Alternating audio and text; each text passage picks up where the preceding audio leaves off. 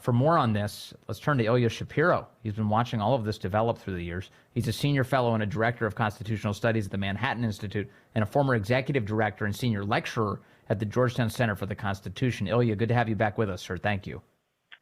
Good to be with you. I mean, all of these developments raise questions about the limits of free speech, but that's not the way to frame this stuff because, first of all, a lot of this is not about speech. It's conduct. You mentioned trespass.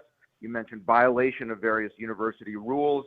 There's a lot of the activities that are going on in certain chapters of Students for Justice in Palestine, for example, that are being suspended by Brandeis and Columbia and all of the University of Florida system because of their conduct and because of what they're doing to violate established policies.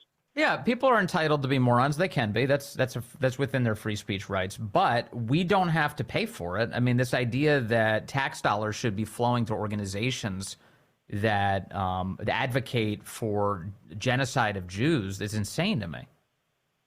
Well, that's a slightly separate question. So, beyond violating rules about where you can demonstrate that you can't disrupt classes and programs and intimidate and harass other students, things like that. But beyond that, what DeSantis in his order a couple of weeks ago said, the chancellor of the Florida higher ed system, was that they were providing material support to terrorism. And the Supreme Court said in a case 12 years ago that material support doesn't have to be something to do with violence. It can be cash, it can be legal advice or other material support.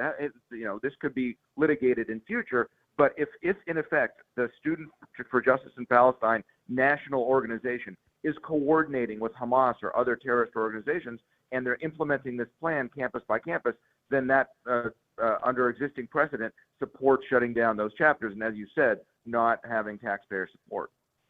Yeah, I don't want to support that. I'd much rather give my money to other much more productive causes. And I should clarify, that doesn't mean that those students who are members of those chapters are then shut up. No, they can still demonstrate and have T-shirts and wear placards or whatever. It's just the organizations are disestablished, and that's an important and subtle point. It goes to funding. It goes to university support otherwise for these organizations.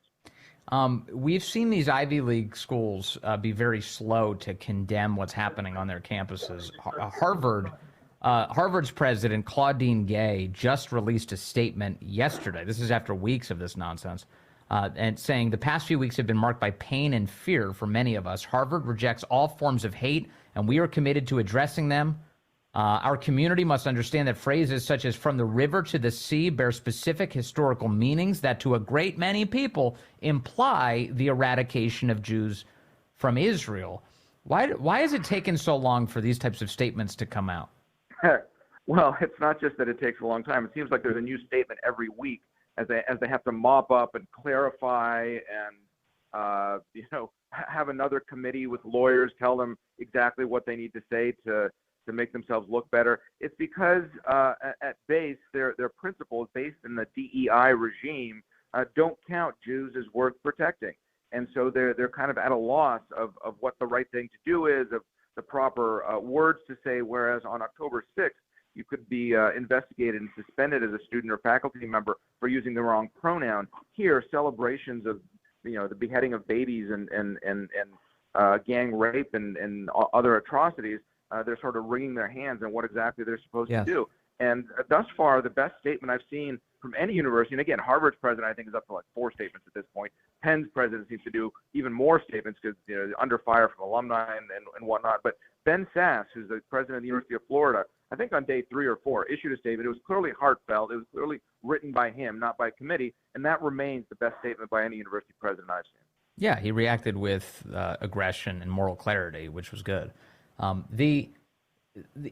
of the other pieces here is that the reason these universities seem to keep releasing these statements is because they're losing some of their biggest donors. You're watching as very rich people have said, I'm no longer going to support this institution, including if it's my alma mater.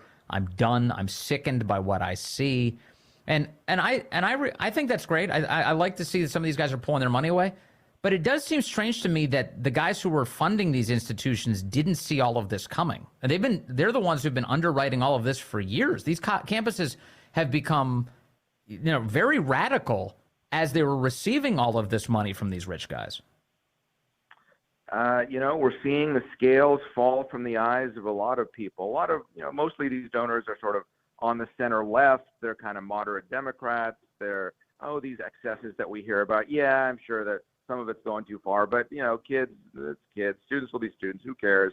And now the chickens are coming home to roost with all of this illiberal nonsense of the postmodern ideology of DEI and critical theory and all of these weird things that have escaped the sociology lab to infect the structures and bureaucracies of our supposedly most prestigious institutions. And a lot of people are now belatedly, donors, trustees, and so forth, seeing the rot at the heart of academia. Yes, and what they unfortunately were supporting all along. So, I mean, part of the coverage of all of this is I do see, especially a lot on conservative media, people pointing out that, oh, wow, isn't this great? These guys are pulling their money away from these institutions. But I'm sitting there going, they're the ones who funded it in the first place. And they it's just amazing to me that everyone's acting so surprised. Like all of a sudden, oh my God, Rashida Tlaib's anti-Semitic? This is not news. We've known this for years. It's just the clarity of it is so obvious in the wake of the terror attack on October 7th.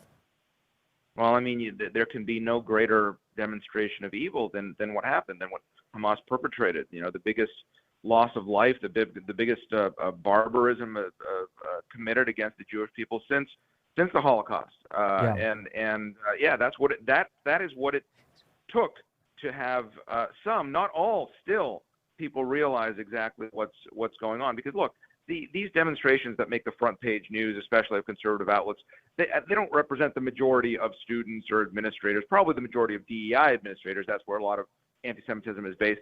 But the problem is the central administrations are placating these radicals, have placated them for so long.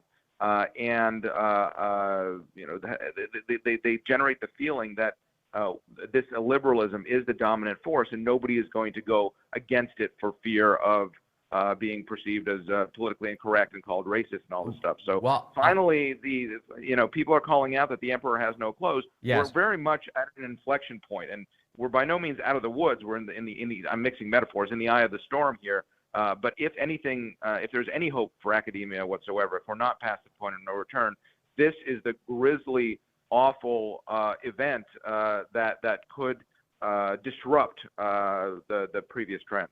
Yeah, I hope you're right. I hope this is rock bottom and it's only up from here. But as my producer Corey pointed out earlier, you've got on the ground at University of Maryland this week somebody inscribed Holocaust 2.0, obviously endorsing Hamas's attack on Israel. And when you see something like that, compare it to the way that a race car driver a couple years ago, they had a garage door pull that detached inside of his garage. The race car driver is a black guy. And the FBI dispatched agents to investigate whether or not a hate crime was committed. It was wall-to-wall coverage across the national news. Meanwhile, Holocaust 2.0 gets written on the ground, and I think it's just the occasional conservative radio show that's mentioning it today. Yep. Or we don't want two states. We want 1948, meaning no Israel. All of the sophistry that we had about how, oh no, we're not anti-Semitic, we're just anti-Zionist, or we just don't like Benjamin Netanyahu's right-wing government. I mean, this is all nonsense. It's the oldest bigotry in the world. The Jew hatred that is just rearing its ugliest of heads. And when people tell you what they are, you have to believe them. That's for sure. So are you optimistic about what comes next? I know this is a very rough moment to watch all of this and experience it. But you do think that this is true, as you put it, an inflection point. I don't know. I think as a matter of public policy, we're seeing, John Fetterman, senator from Pennsylvania, showing bravery. We're seeing Hillary Clinton on The View and at Columbia. I mean, all of these kind of Democrats are going against their radical progressive wing, which seem to have swallowed everything. And so they're having a big battle about it. And similarly, state legislatures with respect to public schools, I'm sure are going to tighten things up even further and, rein in spending and further movement to defund DEI structures and so forth. At private schools, I don't know. I mean, it's all of these exogenous, what I call exogenous shocks, meaning from external pressure. Employers, a bunch of law firms wrote a letter saying we're not going to hire people who are for this stuff. Fortune 500 CEOs. Academia may well be made to reform itself through these external forces, or institutions that refuse to go along, they'll simply die. Well, there is a troubling feature of all of this. It's like they keep repeating the same mistakes they made in the past too, because that letter that I read from the Harvard president, later in the letter, she indicates that the organization that will now be tasked on campus with confronting all of this anti-Semitism is the Office for Equity, Diversity, Inclusion, and Belonging. Yeah. So the same racially prejudiced institution that's been causing so much trouble in the first place is now tasked with fixing this. Yeah, it's the, oh no, the foxes are getting into the hen house. We better, tell the foxes to police themselves. It's, it really is, well, I mean, the thing is, earlier, I think Harvard and some other places had started task forces on anti-Semitism because they knew that the office that's supposed to be dealing with, belonging and inclusion and whatnot, the DI office is against efforts to make, to remedy anti-Semitism as well. So there are a whole lot of structural problems involved there, and it's tied university administrators up in knots about how to handle speech, how to handle the enforced protest rules. Are we supposed to punish students? All these things, because they've been living in this paradigm that the world has shifted 5 weeks ago. How about fix your admissions process? How about that? Bring in students who actually want to be educated. No, admissions officers. You see this. I just wrote a book. It's coming out in the spring about law school, specifically legal education, and the illiberal trends there. But admissions offices are looking for activists. Not just, it's not that they're looking for like the most radical types, but just show me in your essays that you want to change the world more than that, you believe in the rule of law and you want to, enter a respectable profession or what have you. They're sorting for activists, and that's what you're getting at moments like this. Yeah, they were looking for radicals. They found them. That's for sure. That process worked. They got them into the schools. Ilya Shapiro, thank you very much. Great to talk to you as always, sir.